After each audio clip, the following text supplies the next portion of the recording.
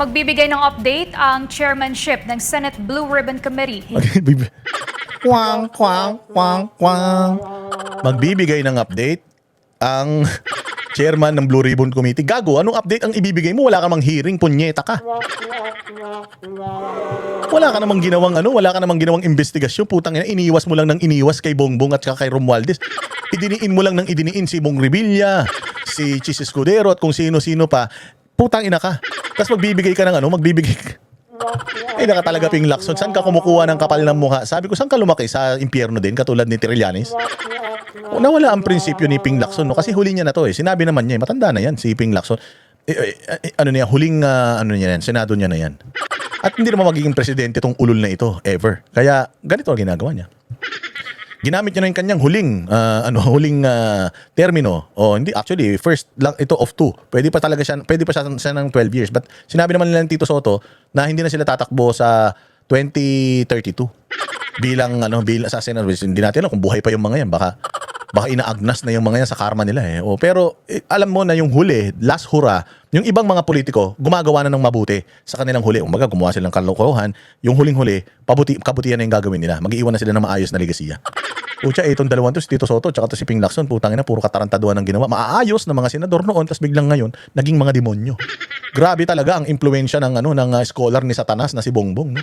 Yung mga matitinong tao, ginawa niyang yung mga matutuwid na tao, ginawa niyang mga baluktot. Yung mga malilinis na mga politiko, ginawa niyang walang due talaga, oh. Gil sa investigasyon sa mga anomalya sa flood control. Sa Angel Pastor, magbabalita. Balik sesyon na ang Senado ngayong araw, May 4. Sa unang araw ng sesyon, inaasahang magbibigay ng privilege speech si Senate President Pro Tempore Panfilo Ping Lacson. Bilang chairman ng Senate Blue Ribbon Committee, ilalahad niya ang progress report kaugnay ng investigasyon sa flood control projects. Gagawin ito ni Lacson kahit hindi pa kumpleto ang pirma sa partial report na ihahain sa plenaryo. Ayon sa senador, tungkulin niyang i-update ang publiko matapos ang 7 hanggang 8 pagdinig, lalo na't may mga kumakalat na maling impormasyon ukol sa investigasyon. Wala ka naman investigasyon eh. Kaya nga maraming mga haka-haka ang mga tao tungkol sa iyo at sa kredibilidad mo kasi wala kang investigasyon na ginawa. Ilang araw ka lang nag-investigate, mas marami pa yung panahon na nagpapa-interview ka sa media kung ano-ano yung mga katarantaduhang sinasabi. Mas marami ka pang pag-iwas sa totoong mga may gusto. Mantakin mo si Chavit Singson, gustong pumunta sa iyo, hindi mo pinapunta. Yung 18 Marines, hindi mo iniimbestigahan. Si Gutesa, hindi mo na ulit napabalik diyan. Si Bernardo, papagubago na ng statement yung sinumpaan ni Bernardo diyan, iba na yung statement niya ngayon. Ba't hindi mo sampahan ng perjury yun? Under oath, umamin na siya dyan. Tapos biglang ngayon, not guilty na siya. Hindi ba, Ping Lacson? Tarantado ka eh. Bobo ka talaga. Isa ka rin. Putang ina ninyo. Sabi ko nga sa inyo, itong administrasyon na ito, lahat ng bobong mga politiko, pinagsama-sama niya. Unity ito ng mga tangang mga politiko eh. Sinabi ni Lacson na kahit may mga pagtatangkang harangin ang resulta ng investigasyon ng Blue Ribbon Committee, hindi ito uubra dahil hindi na ito malilimutan ng publiko. Hindi talaga malilimutan yung ginawa mong kagaguhan. Walang humaharang yan. Walang pumipirma sa iyong partial report kasi alam nila kabalbalan yan. Kaya nga dito mo pa lang makikita mo na eh. Na yung mga senador, dito pa lang makikita mo na yung mga senador pagdating sa impeachment ni BP Sara. Sabi ko, nagsaya yung mga taga-Congress tapos pagdating sa Senate, puta, mahihirapan sila. Pakasakit ng mga pangyayari. Anya, galit na ang mga tao at ramdam na nila ang epekto nito. Oo, galit na kami. Ramdam na namin yung epekto ng ginagawa mong pagtatakip, Ping Lacson. Bistado ka na, kupal ka. Ikinumpara pa niya ito sa kaso ni Janet Lim Napoles. Sinumpara mo sa kaso ni Janet Lim Napoles? Tanga, mas matindi ito. Trilyon piso ang ninakaw nila dito. Ilang bilyon lang yung kay Janet. Wala nga yata 1 bilyon yung kay Napoles eh. Walang hiya ka. May kumpara to kay Napoles. Putangin yan. Kay Napoles napakaliit nun kumpara dito. Kay Napoles, tinarget lahat ng mga involved kay Napoles. Dito wala kang tinarget. Ulul. Ngunit mas malala ang kasalukuyang issue. Sinabi rin ni Lacson na maaari niyang isama sa kanyang talumpati ang iba pang ebidensya na hindi natalakay sa mga... Putangin na, may ebidensya ka pa pala natatalakay, ba't di mo tinatalakay? Tapos ipi-privilege speech mo na naman sa plenaryo. Sa Senate plenary.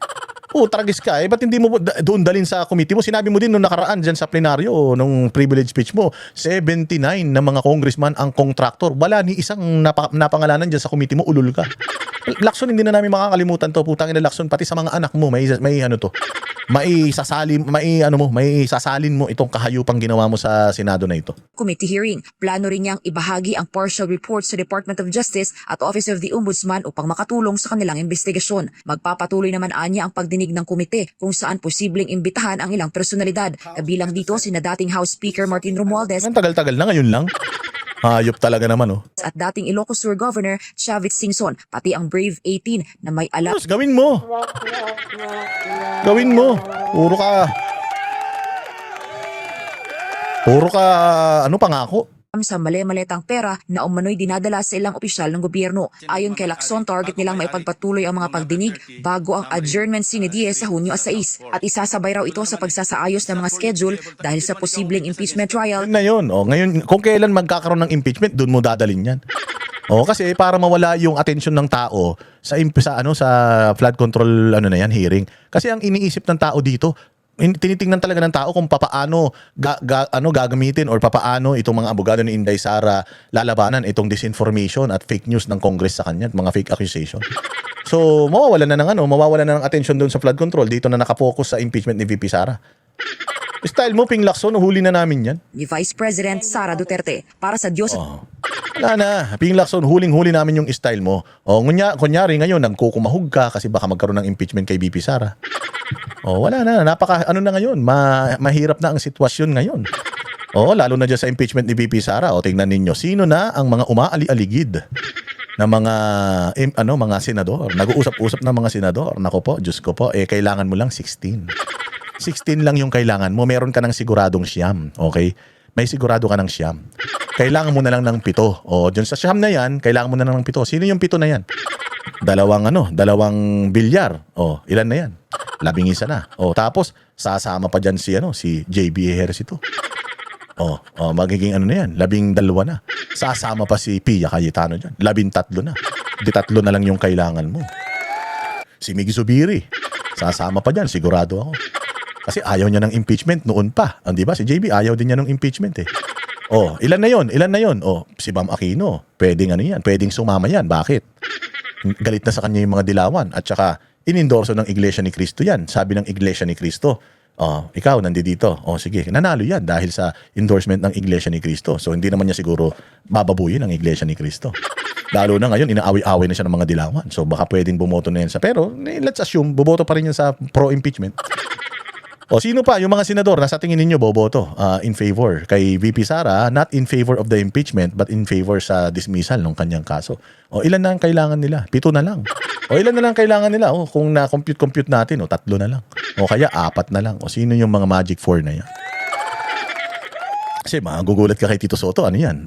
Traidor din yan. O baka biglang si Tito Soto, biglang hindi na naging pro-impeachment yan. Kasi sa Congress, mga bossing, nagdadalawang isip na sila kung makukuha nila yung katulad nung dami ng boto na nakuha nila noon Although meron na silang 55, konti na lang yung bubunuin nila, hindi nila alam kung madali nilang makukuha yung iba pang mga miyembro. Hindi katulad noong 19 Congress na talagang convicted. With conviction. Landslide talaga yung nag-impeach kay Inday. Pero ngayon, kaya nga maganda yung mga naisip ko na gumawa kayo kanya-kanyang post. Kasi tayo naman mga Duterte supporter yung ating Facebook. Ano naman yan legit naman yan. Gawin po ninyo. Mag-post kayo. Itag ninyo yung mga congressman ninyo. Kahit saan kayong distrito, itag ninyo yung mga congressman ninyo. District 1, 2, 3, 4, 5, 6. Region 1, 2, 3, 4, 5, 6, 7, 8, 9, 10. Kung may social media ka, ilagay mo doon. Katulad ako, ang congressman ko sa 3rd District ng Quezon City, si Franz Pumaren. Pumirma ding hayop na yan. Si Franz Pumaren, putang ina, bilyon-bilyon daw ang ibinigay ni Romualdez sa kanya. At yan si Franz Pumaren na yan, napakadami ng mga properties na na-acquire niyan. Oo, ang daming mga nagsusumbong sa akin ng mga taga 3rd District dito kay Franz Pumaren na ito. Iba-iba daw ang mga sasakyan nito. Pero nung napsita siya, lumang Fortuner na daw yung sasakyan niya. Itinago na yata niya yung yaman. At pati daw yung anak nito na konsehal. Ganun din daw, kuratong baliling din. Tang ina, sabi ko nga matindi talaga itong mga to. Sabi ko, tinag ko si Franz Pumaren. Magaling ka pala mag-dribble, hayop ka.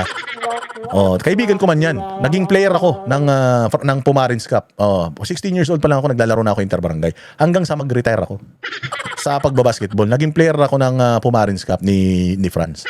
Kaibigan ko man yan. Pero dito sa atin sa Banateros, sa Boss Dada, walang kaibigan. Putang ina, pagkawatan ka. Puta, ikaw unang-una kong yayariin. Babantayan natin ito. Ako, babantayan kita, Franz Pumaren, ha? Itinag ko si Franz Pumaren sa aking Facebook post. Sabi ko, Franz Pumaren, tinitingnan ko yung boto. Alam naman natin pare-pareho na to si Inday Sara. Hindi dapat ma-impeach ito at dapat maging presidente ito sa 2028. Putang ina ka. Kapag ikaw nagboto ka ng yes sa impeachment niya, arawin talaga kita. Hindi ito threat, ha? Oo, pero ako kasi, para sa akin, para sa akin, kapag ikaw pumirma ka na ma-impeach si VP Sara, it's either talagang kurakot ka, magnanakaw ka, ayaw mo maging presidente si Inday Sara dahil hahabulin ka pagdating ng panahon. Sinabi naman ni Inday Sara, hahabulin ko kayo eh. So gawin niyo yun. Post kayo sa social media niyo, itag ninyo yung mga congressman ninyo at sabihin ninyo na bumoto ka ng no. Kasi pag bumoto ka ng yes, sisiguraduhin ko na lahat ng angkan ko, hindi ka iboboto. Hindi ka na mananalo. Yung asawa mo, yung anak mo, kung huling termino mo na ngayon, alam ko naman, ililipat mo lang yan sa asawa mo, sa anak mo, hindi namin kayo iboboto. Yun lang naman kinakatakutan ng mga yan, mawala sila sa kapangyarihan. Gawin po ninyo yun, mga bossing, para sa bayang Pilipinas, hindi na para sa atin, kundi para sa mga future generations natin, mga bossing. Kayo ang dapat nire-represent ng mga congressman ninyo. Kung ano yung gusto nyong gawin ng mga congressman ninyo, dapat sinusunod nila. Pag hindi nila sinunod, tapos na ang usapan. Huwag na nating iboto yan. O pakinggan natin itong balitang ito. May hirapan na sila. Wala na silang numero masyado. Maaring malaki yung chances na ma-impeach pa rin si Inday dito sa Congress. Pero dyan sa Senado, medyo delikado na sila. At dito sa Congress, hindi na nila nakuha yung lakas na meron sila nung 19 Congress. So it's a good development para sa ating mga Pilipino at para kay VP Sara. Yan ang Banateros, walang inuurungan. Pag tama palakpakan, pag mali ay